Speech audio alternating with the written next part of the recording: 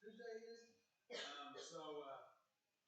It's funny when you're driving a bus, and there's three buses that have new drivers this year, so everybody's learning new routes. And parents are funny because I understand you want your little baby home, and if they're not home the time the bus driver got on there last year, man, that radio was blowing up on that bus right Thursday and Friday. And I felt sorry for some of those people, but be patient if you got one of those little darlings that's running a few minutes late this year, because there are three new bus drivers on three different routes. And so I got a new route this year, so I'm learning new kids, and so I'm learning a lot of new names right now. Okay, so if I don't remember your name this morning, don't think anything about it. Hey, Larry, it's good to have you back, buddy. Good to be back, sir. You have a good trip? Yes, sir. Well, we are glad you were back safe and sound. But anyway, hey, there are some people that need prayer this morning, and most of them are the same that we've been having. Chris is back from his surgery. He had a successful surgery. My grandson, he's hobbling around here. He had a good surgery. Larry's back home. Bob is back. That's Cindy's husband. He's still recovering from his leg amputation. Well, from here down leg amputation, but up on the knee, but still. So they are still dealing with that and getting used to that. Your dad, his cancer thing. Anything else any new from the last couple of weeks? Anybody? Real quick. All right. What? How are the twins? As far as I know, the twins are doing great. I have not heard anything else. They are doing fine. And so they hopefully will be home here in a little while. So they are doing good. We haven't had a chance to get up and see them yet. So I will say one thing. I'm thinking, baby, I got it back in my mind here. Todd Brock, who is our missions pastor over at Harbor, his granddaughter was born with a hole in her heart. And they had surgery on it Friday. Kim's giving me the deal on this. And had a little setback, but continue to pray for her. I don't know what son had her. The baby's name is Sky. I don't know which son. Okay, so little Sky she's touch and go right now. So if you guys would remember Todd and his family this week also is there dealing with that. All right, let's pray this morning. Father, I thank you so much for just every family that's here this morning. And God, like I say most every Sunday, we are not here by accident this morning. God, there's a purpose and a reason why we're here. God, I thank you for every family that's represented this morning. God, I pray for the ones that are in the back that are teaching our kids about Jesus this morning. God, I just pray that you just be with them and what goes on back there. God, I pray for the music. I pray for the message. I pray for just the fellowship. That God, that somehow, some way today, you will touch our heart. You will touch our hearts, and we can leave here in about 50 minutes saying, man, I'm glad I came to church today. And God, I thank you so much. And I pray for each one of these requests. And God, you already know how the outcome is going to be. So God, we just turn it over to you and thank you for what you're going to do in each one of those situations. God, we love you and thank you for all you do for us. In Jesus' name we pray. Hey, shake your hand this morning real quick.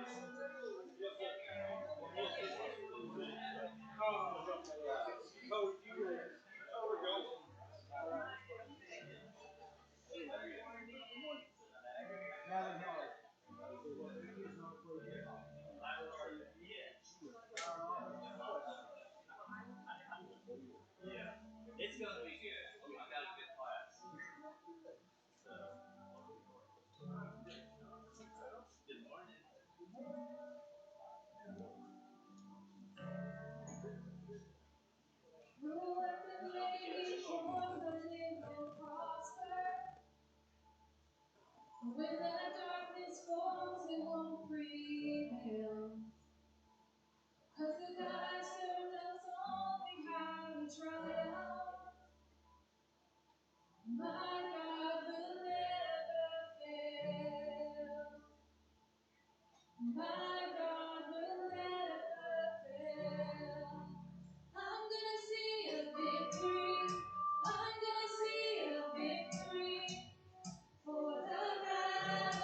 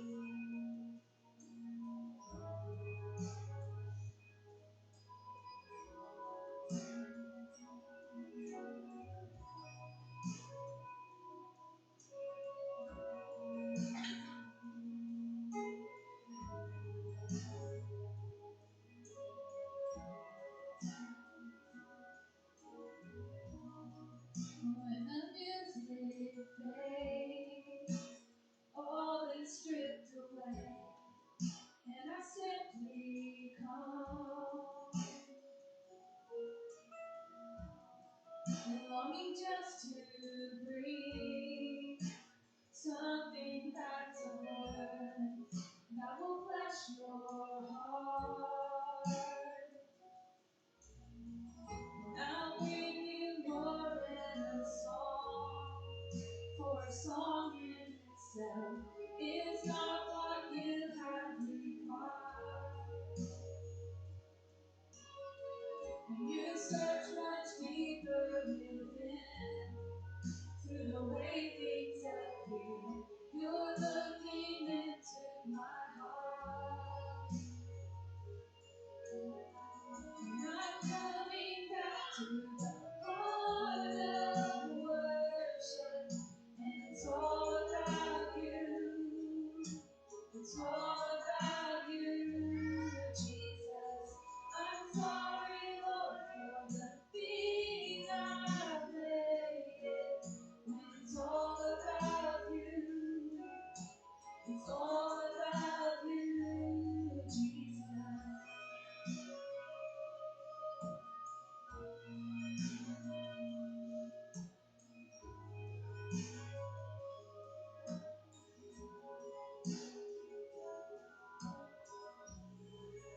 King of endless words, no one could express how much you deserve.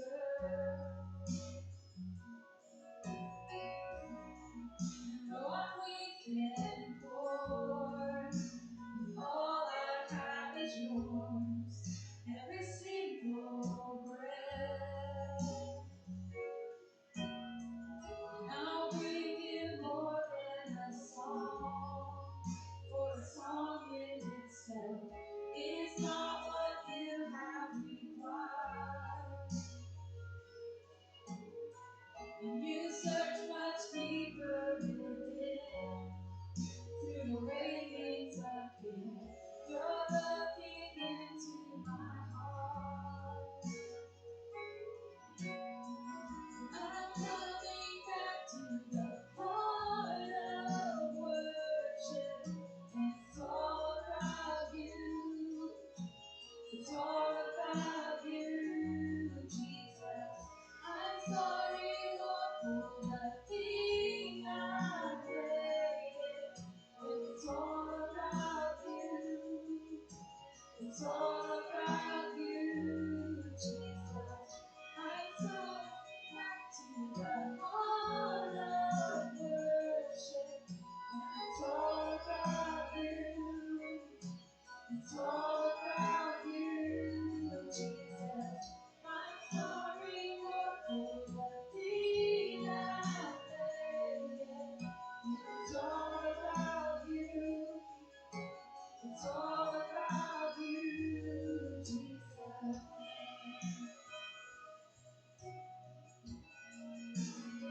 All about you. Heavenly Father, I just thank you that God, we can just come in here and that God, we can worship you. That God, we're not scared of punishment for our act of worship. God, I just pray that we realize that there's places where we can't in this world without being scared for our life. And God, I just pray that our hearts are yearning for you. I pray that we're seeking you.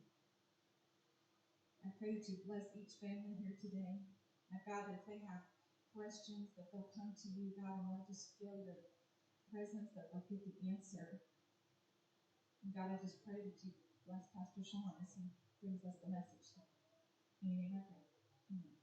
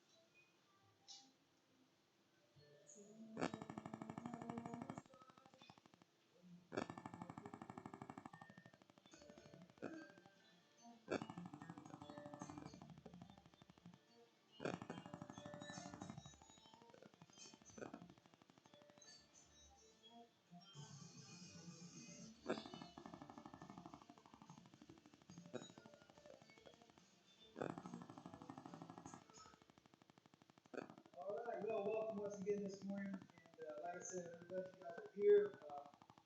We are going to be in Genesis chapter 27 today. We're going to turn there. Most of them will be on the screen. All of them on the screen today. There's going to be a couple of verses I'm going to read. It's not going to be up there. One's going to be in James chapter 3, the end of it. This morning, though, and it's just really, by the way, Eric, I don't know if your family told you this, but Wednesday night, if the kids hit 30, what was it, 30 or 20? Kids hit 20, you're getting a pie in the face. So anyway. I did not know that part.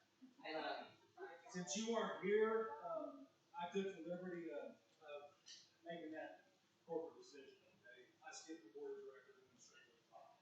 So anyway, with that being said, this Wednesday night, we're going to have our youth get together, back to school thing.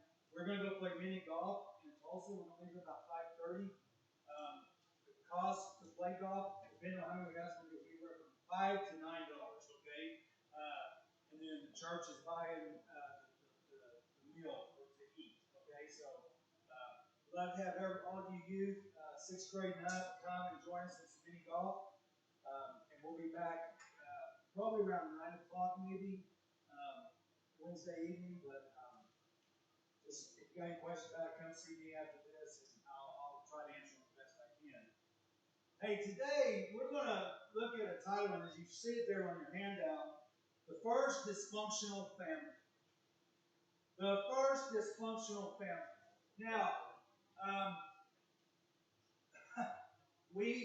everybody in here knows a dysfunctional family. You may be a dysfunctional family, I don't know.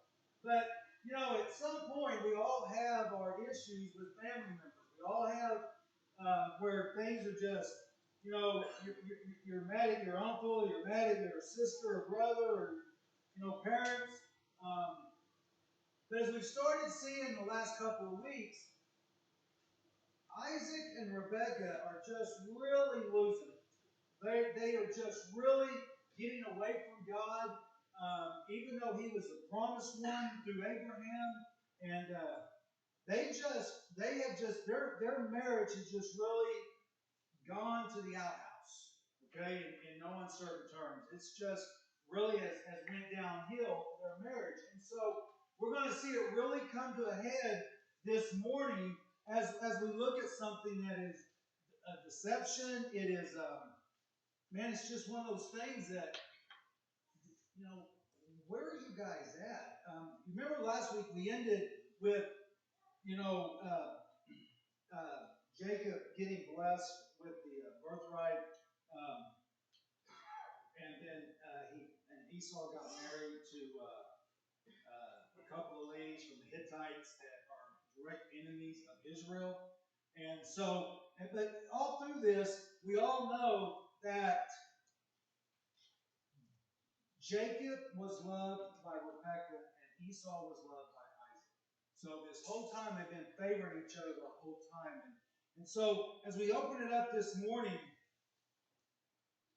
as we look at this morning, what happens and what causes them to get to this point in their marriage? We're going to look at, these aren't the points, but you can sort of see how chapter 27, these are some things you want to just write out to the side of how they're sort of broken up.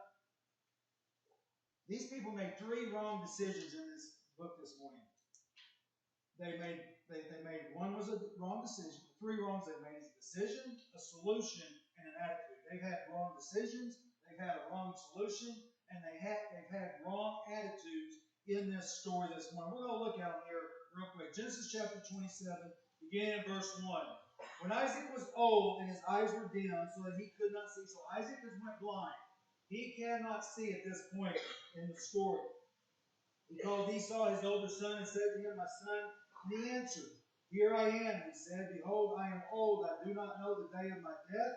Now then, take your weapons, your quiver and your bow, and go out to the field and hunt game for me, and prepare for me delicious food, such as I love, and bring it to me, that I may eat, that my soul may bless you before I die."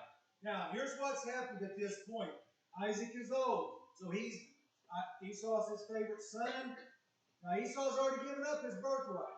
for a bowl of soup that we talked about 3 weeks ago. He's already given that up.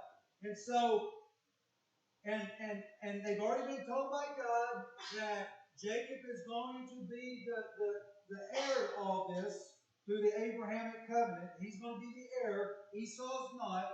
Esau's already made these bad decisions. But Esau is still Isaac's favorite. Esau is still his favorite son. Okay? And so he's making a bad decision right here.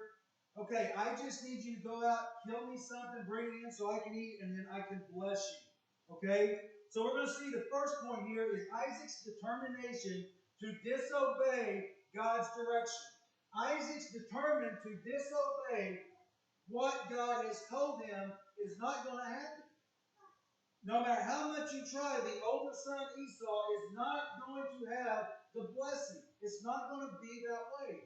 And Isaac is determined, no, I'm going to make it happen. Somehow, some way, I'm going to make this happen. So Isaac is determined to disobey God. Listen to me very closely this morning. We talked a little bit about this last week, and I talked with the youth on Wednesday nights. I told the youth Wednesday night, I said, this school year,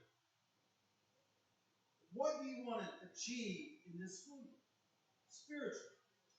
Spiritually, what do you want to achieve? What do you want people to see? What do you feel like maybe something God is telling you to do this year during school that you know you need to do it, but right now you just don't want to do it? And adults, the same thing here.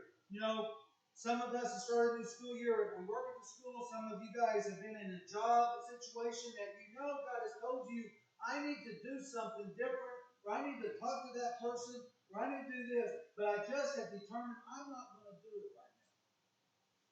We're going to see a couple of things at the end of this. I think you guys are really going to it's going to maybe open your eyes. We'll see. But we see that Isaac is just determined that he is not going to obey God. Next point here, and now we pick up verses 5 through 10. So Rebekah was listening when Isaac spoke. Rebekah was an eavesdropper.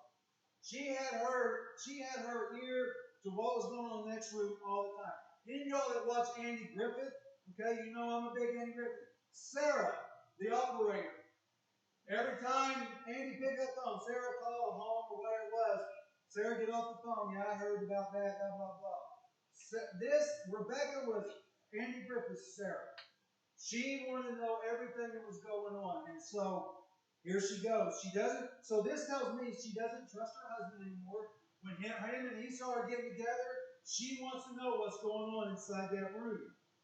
So she heard Isaac speak to his son Esau. So when Esau went to the field to hunt for game and bring it, Rebekah said to her son Jacob, which was her favorite, hey, I heard your father speak to your brother Esau. Bring me game and prepare for me delicious food, that I may eat it and bless you before the Lord, and there before I die. Now therefore, my son, obey my voice as I command you. So she's telling Jacob at this point, listen to what I'm about ready to tell you and do what I say. Go to the flock and bring me 2 good young goats, so that I may prepare from them delicious food for your father, such as he loves, and you shall bring it to your father to eat, so that he may bless you before he dies. Now what we see here is we see Rebekah's manipulation. Okay? We see Rebekah's manipulation. She's turning all this around now. She knows what Isaac has now told Esau, and so she goes gets her favorite son, and she says, okay, we're going to manipulate this situation. Okay? And so this is the start of the second point. I said, well, those are wrong. This is the wrong solution. And so she is going to manipulate the situation. She says, I've got a plan. Okay? So apparently she's been thinking about this, and she's been scheming this up for a while to make sure this isn't what's going to happen. Because there's 2 distinct things, and you're going to see this here in a minute. Remember the 2 distinct things between Esau and Jacob was, first of all, Esau was an outside guy. He loved to hunt, he loved to do all that kind of stuff. Jacob was the Mr. Mom type that liked to do stuff around the house, which was nothing wrong with that, okay? But the main difference is Esau was a very hairy guy. He was very hairy, and Jacob was more smooth skin, all right? That was a big difference, which we're going to see here in a minute how that came into play. Warren Wiersbe said this as I was reading some of the commentary on this. Faith is living without scheming. Faith is living without scheming. And as you think about that, that is a great point, because if we have faith, we don't have to scheme and plan a deception. We don't have to scheme something up. If it's God's will, it's going to happen. If we have faith, it's going to happen. We don't have to take matters into our own hands and do it.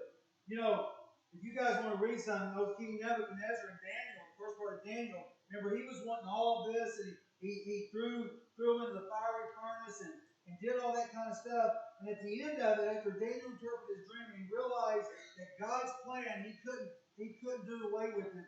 But about Daniel chapter 4, verse 35, Nebuchadnezzar gives honor and praise to God, and he says this: who can hinder the Lord from accomplishing his purpose?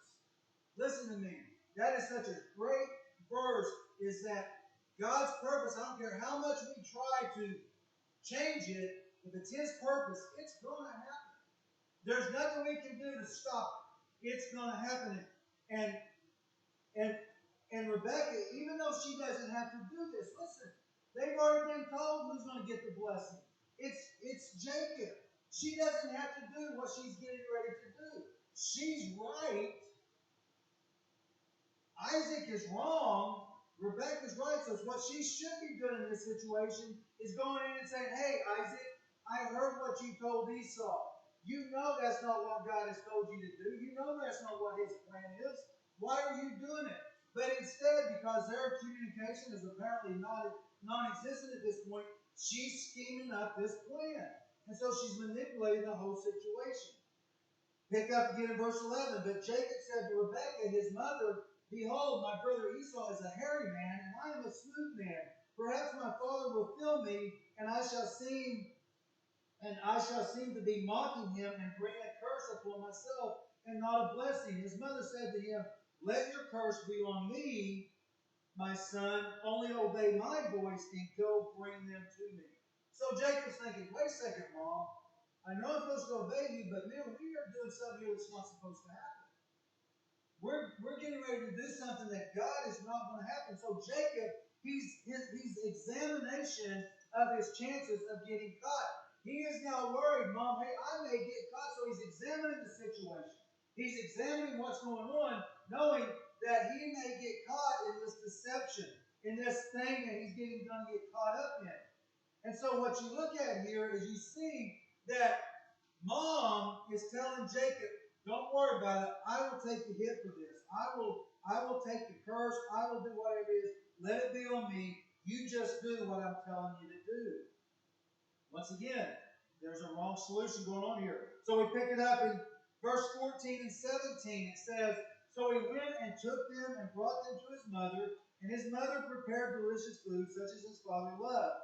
Then Rebekah took the best garments of Esau, her older son, which were with her in the house, and put them on Jacob, her younger son. And the skins of the young goats. Now listen, this is how detailed she was. Most of y'all know this story anyway. She put on his hands and on the smooth part of his neck. And she put the delicious food and the bread which she had prepared into the hand of her son Jacob. And so the fourth point we see here is Rebekah's deception to make Jacob appear to be Esau. So, technically, what is the one holiday or celebration that we have where you can pretend to be somebody else?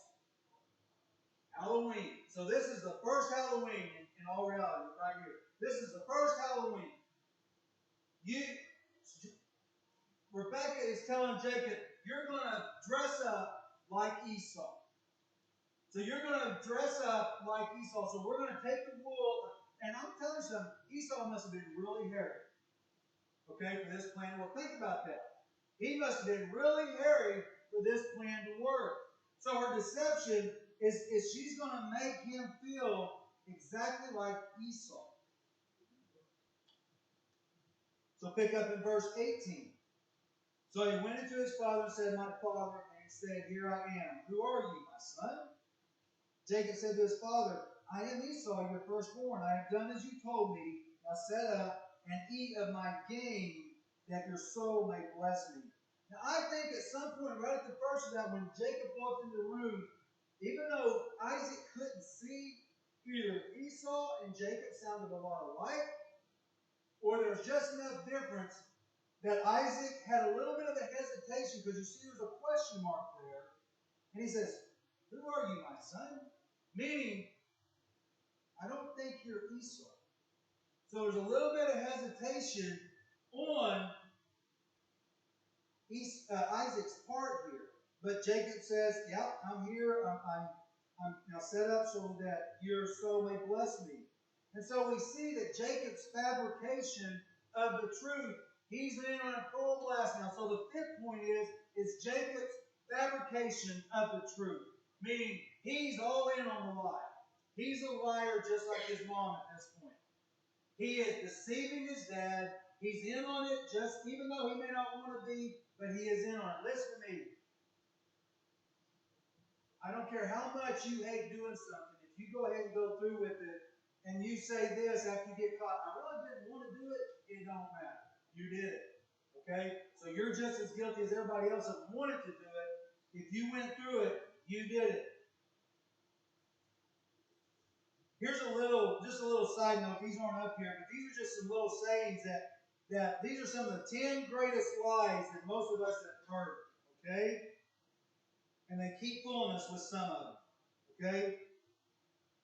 The first one is, "I acknowledge that I have read and agreed to the above terms and conditions." None of us do that in here. We just want to say, "I agree," and just go. Okay?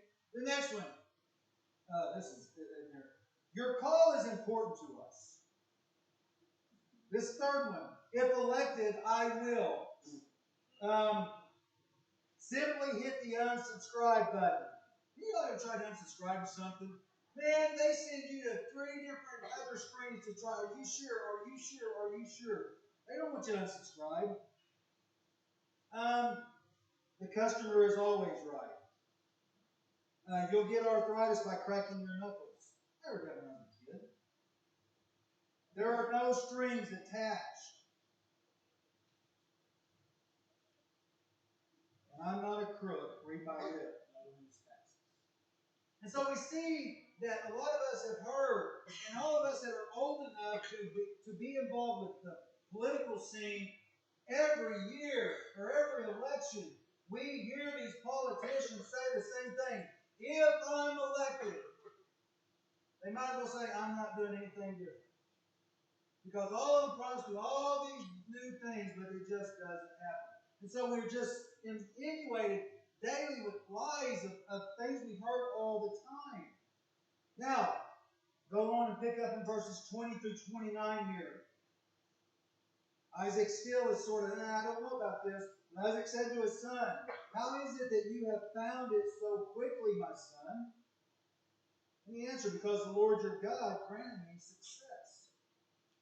But remember, he didn't come in too long after Esau has just slept. Then Isaac said to Jacob, "Please come near, that I may feel you, my son, to know whether you are really my son Esau or not." So he's still really thinking, "I'm not so sure you're who you say you are." So Jacob went near to Isaac his father, who felt him and said, "The voice is Jacob's voice, but the hands are the hands of Esau." Okay? And he did not recognize him, because his hands were hairy like his brother Esau's hands. So he blessed him. He said, "Are you really my son Esau?" And he answered, "I am."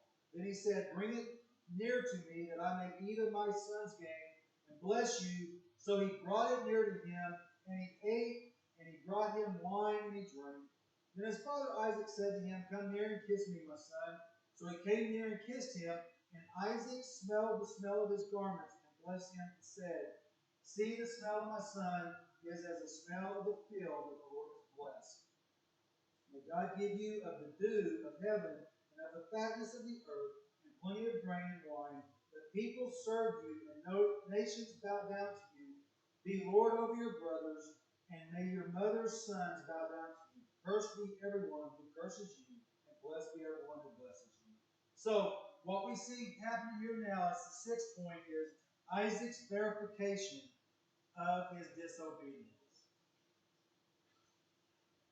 So at this point, Isaac is full-blown went against God and a disobedience, because he's assuming that this is Esau. Jacob's lying, saying it is. So there are two liars, two disobedient people in here getting a blessing, giving a blessing, and receiving a blessing right here. And here's the funny part about this. Not funny, but sort of sad. These are supposed to be godly people. Think about that. They are supposed to be godly people. Isaac is the promised one. He's the one that Abraham and Sarah waited so many years for. And yet, he has just basically turned his back on what God has told him this is how it's supposed to be. And by golly, he's going to bless Esau. Even though he doesn't really think it's Esau. But he's going to do it anyway. Just because he is that determined to disobey God. And Jacob is in there going right along with it. So they're both being totally, because here's another thing. Jacob's already got it. He's already been the blessed one. He's the one that's already been the God-appointed heir. He doesn't need to do this. But he's listening to his mom. And he's right in with it, being deceptive. So Isaac has just verified his disobedience to God. You know, I'm just going to read this part of it. He followed through in direct disobedience of what God expected from him, that Esau would serve Jacob, that his firstborn would not receive the blessing from him. It was prophetic. God had already said, this plan is what Isaac did, and he deliberately went against it. And he did not choose to participate in the plan that God had. You know, I'm going to tell you guys something. What happened here very easily, we talked about this a couple weeks ago when Jacob and Esau were born. That is why you do not play favorites with your kids. You do not play favorites with your kids. You can't do that. Because because he is so hung up on Esau that he is willing to go against God's will. He doesn't care anymore. He loves Esau so much more than he does Jacob that he is going to go against him. You know, that's like when you start having grandkids. When you start getting grandkids. My grandkids all know I have a favorite. They all know it. They all know it. I'm not going to tell them which one it is because they all think it is theirs. Kimber, you know it's not, okay? But anyway, the point is, and I tease her about that all the time. I tease Kimber about that all the time. I say, I really don't like you. And I call her a little moron. I mean, that's my term of endearment for her. Okay? But the point is when you start showing favoritism in your family, I don't care how hard or how easy it is to or not to. Okay? Your mind gets distorted on how you should really treat what the situation is. Guys, favoritism will hurt a family. And it's destroying a family right here. It is destroying a family, and it is destroying what God has intended to happen totally the other way. None of this had to happen. Proverbs 16 and verse 33 says this: we may throw the dice, but the Lord determines how they fall. We may throw the dice, but God knows how they want to fall. Another thing we got to understand this is our decisions, whether you think they do or not, your decisions influence people. They influence people. You make a wrong decision, you don't know how many people that's going to influence. Likewise, if you make a right decision, you don't know how many people that's going to influence. So your decisions influence others, not just you. Go ahead and pick up as soon as Verse 30, as soon as Isaac had finished blessing Jacob, when Jacob had scarcely gone out from the presence of Isaac his father, Esau shows up from hunting. He had also prepared a delicious food and brought it to his father. And he said to his father, "Let my father arise and eat of his son's game, that you may bless me." His father Isaac said to him, "Who are you?" And he answered, "I'm your son, your firstborn Esau." Then Isaac trembled very violently and said, "Who was it then that hunted game and brought it to me, and I ate of all before you came, and I have blessed him? Yes, from all he shall be blessed." Back in these days, once the blessing was given, it can't be taken back. It can't be taken back. So Isaac has realized he has messed up. Actually, he did the right thing because Jacob was supposed to get the blessing. Okay? But he did the wrong thing because he wanted to do it to Esau. So it's just a screwed up mess. Okay? Verse 34, as soon as Esau heard the words of his father, he cried out with an exceedingly great and bitter cry and said to his father, "Bless me, even me also, O my father." But he said, "Your brother came deceitfully, and he has taken away your blessing." And Esau said, "Is he not rightly named Jacob? For he has cheated me these 2 times. He took away my birthright, and behold, now he has taken away my blessing." Now, Esau's lying there because Esau gave up his birthright. Jacob was a part of it, saying, "If you want this food, give me your birthright." Esau could have said, "Well, it ain't worth that much." But he didn't. He gave right into it. And then he said, "Have you not reserved a blessing for me?" And Isaac answered and said to Esau, "Behold, I have made him lord over you, and all his brothers I have given to him for servants. And with grain and wine I have sustained him. What then can I do for you, my son?" Esau said to his father, "Have you but one blessing, my father? Bless me, even me also, O my father." And Esau lifted up his voice and he wept. So here you go. You got Esau coming in here, and he's distraught. He said, "Man, I lost my birthright, but I'm going to get the blessing." And he found out he's even out on that. So the 7th point is Esau is the validation of his rebellion and selfishness. So Esau all of a sudden has realized that his validation of how he's lived up to this point. Remember we talked about a couple weeks ago how he married 2 enemies, 2 Hittite women that were direct enemies of Israel, of Isaac. And so he's already causing strife in the family. He'd already given up his birthright. And he was doing all this kind of stuff. And now he's crying out because he missed out on the blessing. And he knows it's not available. You know, there's 2 reasons why people cry out. They are either tears of repentance, and yes, genuine tears to repent, or people cry out because there's genuine tears of remorse that they got caught. Somebody calls it, and Esau is just remorseful here. He's not repenting at all. He's remorseful that he has screwed up everything, and he's the outcast of the family, and he's remorseful. He's not repenting. He's not wanting to change.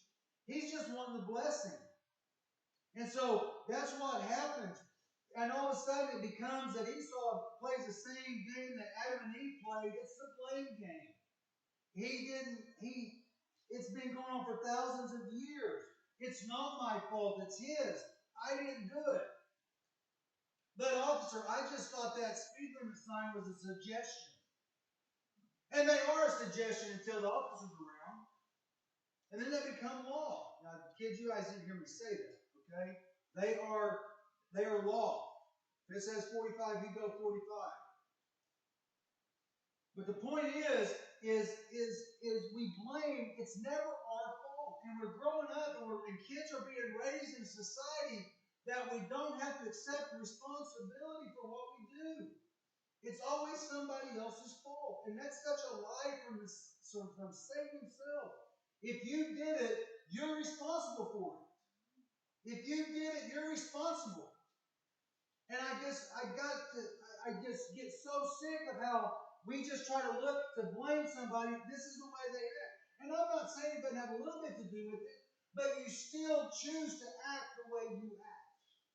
And Esau has chosen to go the opposite way because he just has messed up the whole time, and he's just validating his rebellion and selfishness by what he's done.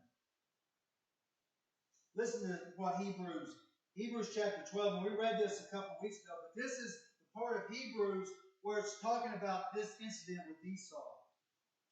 It says, see to it, Hebrews chapter 12, verses 15 through 17.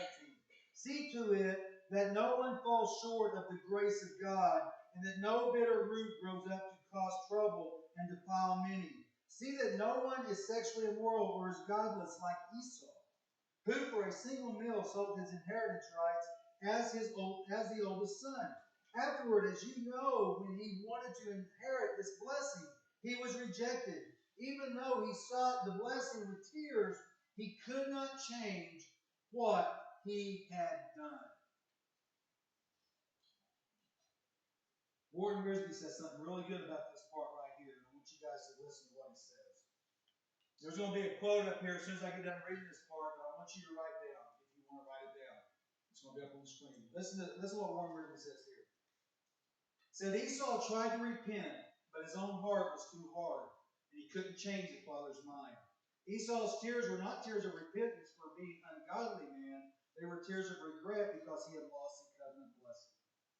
Esau wanted a blessing, but he didn't want to be the kind of man for whom God could bless. Listen to this quote. We may forget our decisions, but our decisions don't forget us. We may forget our decisions, but our decisions don't forget us.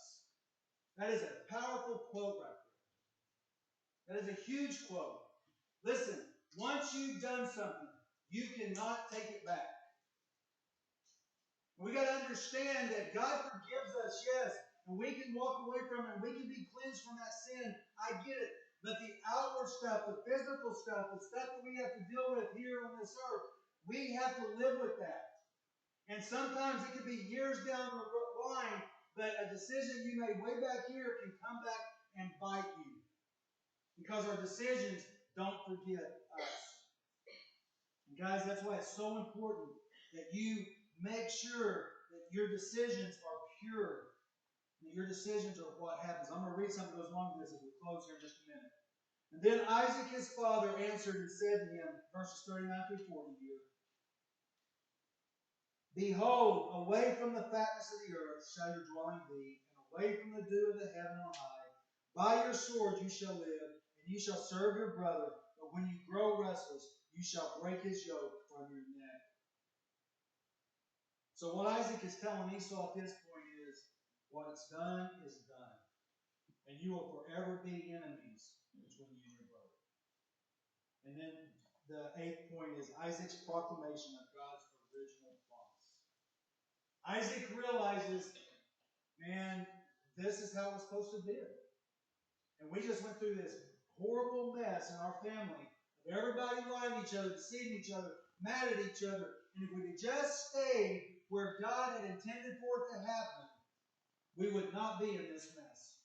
Guys, when we get out of God's will, dads, listen to me very closely on this. The umbrella effect, and you've all seen this. It's God, dad, wife, and kids. And the umbrella effect is we're all under the umbrella of God, and dads, you're the next one on that list. And dads, that's why it is so important that we be the spiritual leaders of our house. We be the spiritual leaders, because that's how God intended it to be. And you see in this story this morning what happens when the spiritual leader does not do what God has told him to do. And Isaac has messed up everything. He's caused deceit, he's caused dissension, he's caused everything to happen because he intentionally disobeyed what God had told him. This is how it's supposed to be. Men, you don't think you have a spiritual responsibility to your kids and your life? You are wrong. You do. You are the spiritual leaders of the house. Now, ladies, listen. I thank God for spiritual women, godly women, because I've known a lot of families who have needed the woman to step up because the man did not do what God has told them to do. I'm telling you guys, and you teenage boys in here, listen to me very closely. You guys need to learn that right now. That you are called to be the spiritual leaders of the house. And you're to do what is right. Because this is a mess that you get into. So as we look at this and we sum this up today, we see just a few little recaps here. We see Isaac's disobedience. We see Rebekah's codependency and deceitfulness. We see that Jacob was a liar. He's just a liar, like pants are on fire. He's just lying all the time about what's going on. Even though he didn't want to do it, but he got into the lie. Esau's hardness of his heart, and Isaac and Rebekah's isolations from one another. We've seen those things. A dysfunctional family is going on right here. Now, turn to James chapter 3. We'll close with this morning. This won't be up on the screen. But listen to what James chapter 3, beginning in verse 13, says. By the way, James is an awesome book. If you guys ever want a good book study, just study James. It's awesome. Listen to what it says here. If you are wise and understand God's ways, prove it by living an honorable life, doing good works with the humility that comes from wisdom. But if you are bitterly jealous and there is selfish ambition in your heart, don't cover up the truth with boasting and lying. For jealousy and selfishness are not God's kind of wisdom. Such things are earthly, unspiritual, and demonic. For wherever there is jealousy and selfish ambition, there you will find disorder and evil of every kind. And that's what's happened in the life of Isaac and Rebekah. They've allowed Satan to come in and just destroy that family. So guys, this morning as we get ready to close, I don't know anybody's family in here, your situation behind the scenes. We can all put up a front when we come to church. But behind the scenes, your kids, your grandkids, whatever, your husband, your spouse, your wife, whatever the case may be here. The point that we got to think this morning is, how is my family doing spiritually right now? How are you doing?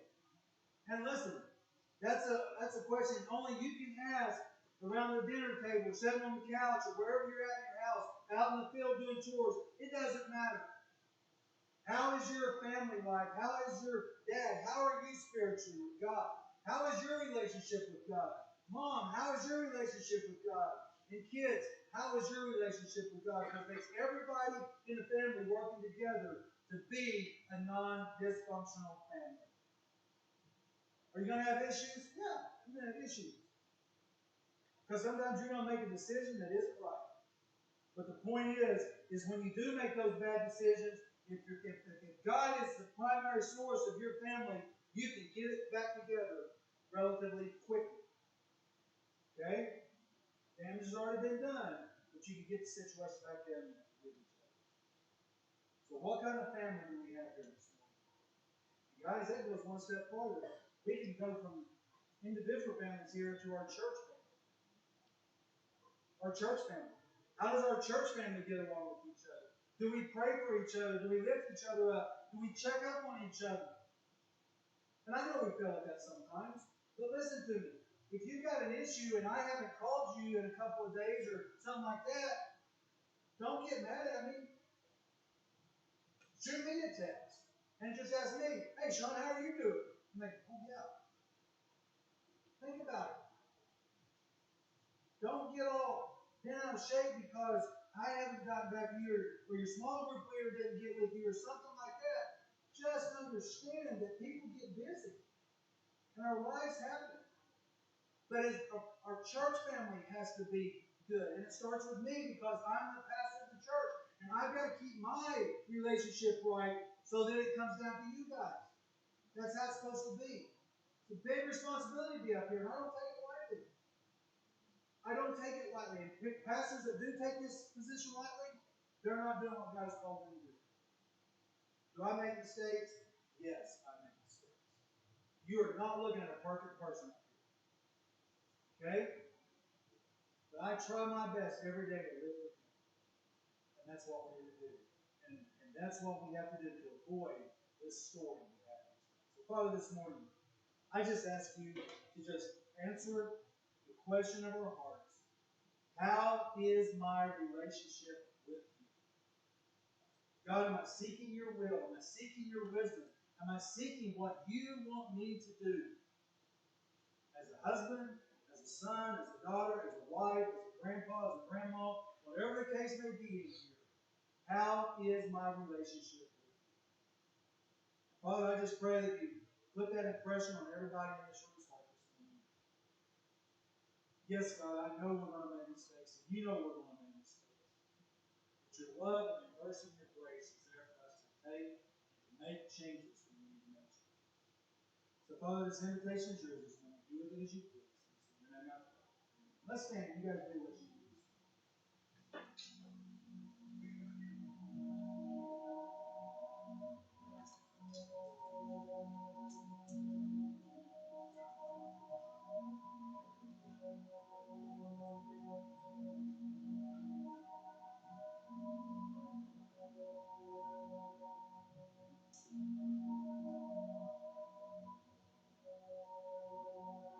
Here's my heart, Lord. Here's my heart, Lord. Here's my heart, Lord. Speak what is true. Here's my heart, Lord. Here's my heart, Lord. Here's my heart, Lord. Speak what is true. 'Cause I am found, I am yours, I am loved, I'm made pure, and I have life, I can breathe, I am healed, I am free. Here's my heart, Lord. Here's my heart, Lord. Here's my heart, Lord. Speak what is true. 'Cause I am found, I am yours, I am loved, I'm made pure, and I have life, I can breathe, I am healed, I am free, 'cause you are strong, you are sure, you are light, you endure, and you are good, always true, and you are light, breaking through.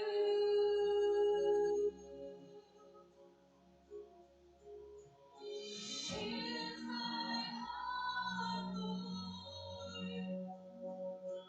Here's my heart, Lord. Here's my heart, Lord. Speak what is true. That's all it takes. He has us here. He has us here. We'll listen to him, and he always speaks the truth to us. Okay? Never have to doubt that. Hey, just a couple of quick announcements that we have this morning. First of all, Code 9 is starting back up on September the 4th. And everything will get back in normal on Wednesday nights right now. She's been the youth. But Code 9 will start back up. first Sunday in September, well, actually, no, it's the second Sunday in September, the 8th, we are starting our 50-day campaign over prayer. There's a sign-up sheet out in the table up there to get a T-shirt. So sign up.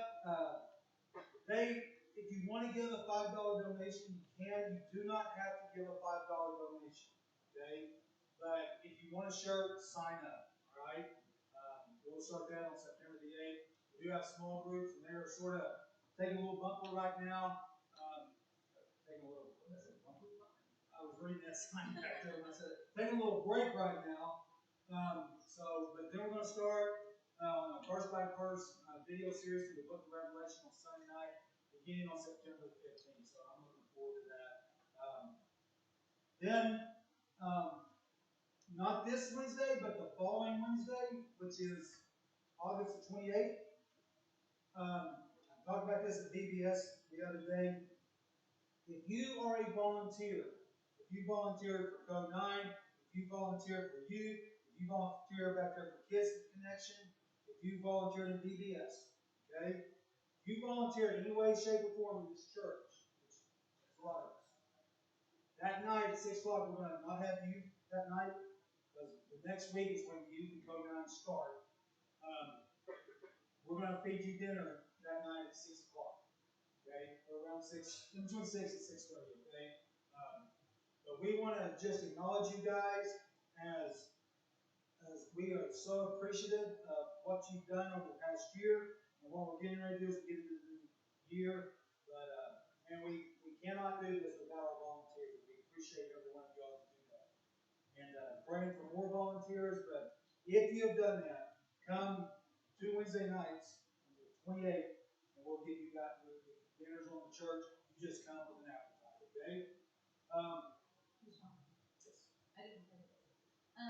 I am needing make a backup for the sound booth. If there is anyone interested in learning, maybe switching off with Adam, just learning the sound booth so that when he's gone, we have coverage. I am in need of someone who can do that. Okay. And then youth, don't forget, this Wednesday night, we're going to be here around between 5:30 and 5:45. And the calls will be $5 and $9, and the dinner's on the church. So if you want to get something mini golf, that's up to you. The church will buy you dinner also. All right? Then we have 3 ways to get here. You guys know that. Get in person, get online, or go through the app. Other than that, that's all I've got. Have a great week, and we will see you Wednesday. Something guys. You think?